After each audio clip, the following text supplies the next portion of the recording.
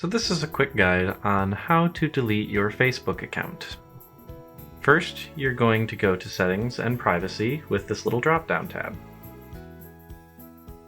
Then you're going to select your Facebook information, and we're going to back up your previous posts. This is done by going to Download Your Information.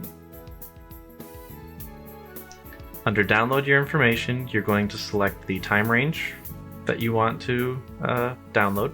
You're going to leave this format at HTML, and you're going to leave the media quality high.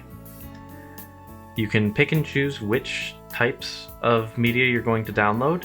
I personally only did my photos, so I'm just going to check that.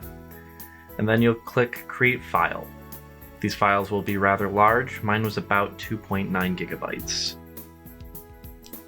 You're going to go back to your Facebook information, and this time you're going to select Deactivation and Deletion.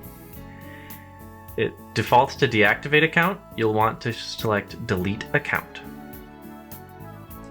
You're then going to confirm that you're deleting the account. It's going to try and scare you into not deleting it. That's okay.